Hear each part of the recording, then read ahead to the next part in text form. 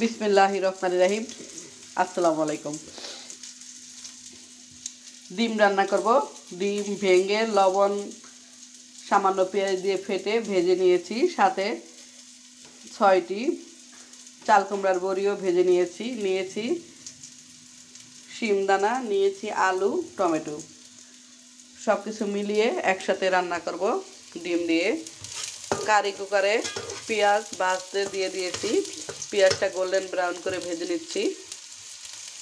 সাথে দিয়েছি 2টা এলাচ, 2টা তেজপাতা, 2-3টা লবঙ্গ, আর দিয়েছি সামান্য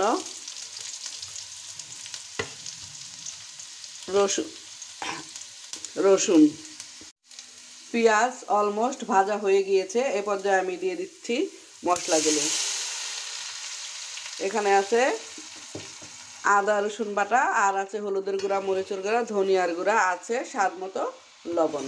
মশলাটা 2-3 মিনিট একটু কষিয়ে নিব। মশলা অলমোস্ট কষানো হয়ে গিয়েছে। এ পর্যায়ে আমি দিয়ে দিচ্ছি শিমদানাগুলো।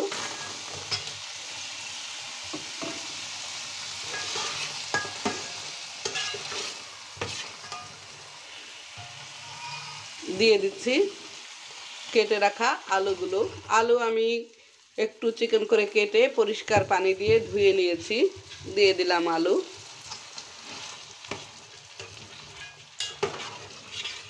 একই সাথে দিয়ে দিচ্ছি টমেটোগুলো। ঢাকনা দিয়ে ঢেকে কিছুক্ষণ কষিয়ে নিব।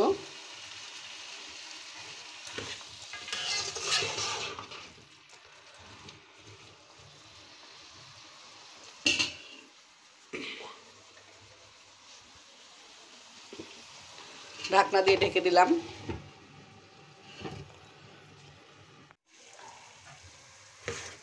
অলমোস্ট আলু, শিমদানা, টমেটো কষিয়ে নিলাম, একটু ভালোভাবে কষিয়ে নিলাম।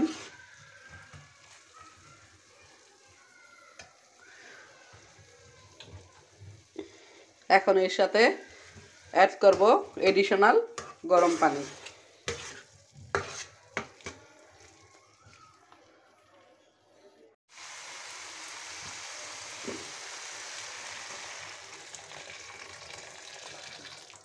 পানিটা দিয়ে দিলাম।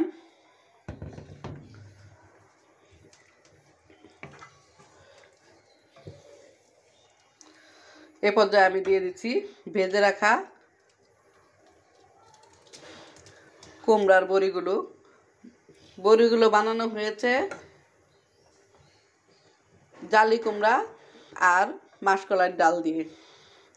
দিয়ে দিচ্ছি কয়েকটি কাঁচামরিচ,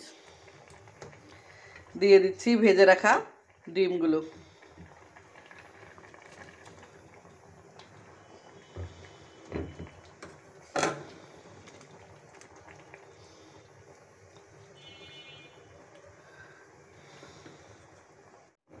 ঢাকনা দিয়ে ঢেকে 10 মিনিট রান্না করব।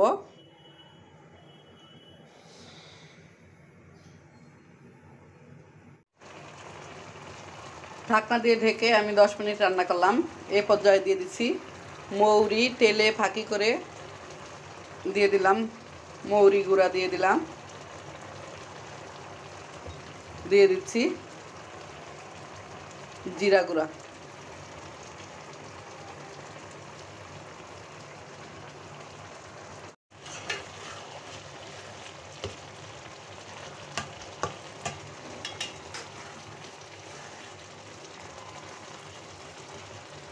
নেড়ে চেড়ে দিচ্ছি, ভালোভাবে নেড়ে চেড়ে দিচ্ছি।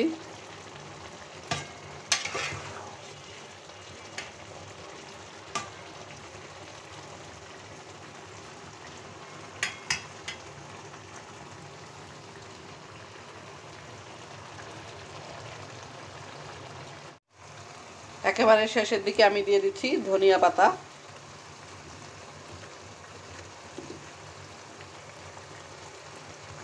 রান্না অলমোস্ট কমপ্লিট। 5 মিনিট পরে আমি একটি সার্ভিং বলে নিয়ে নিব।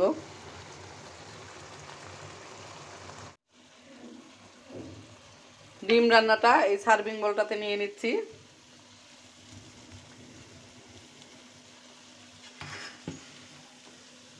দেখতে ভালো লাগছে, খেতেও আশা করছি ভালো লাগবে।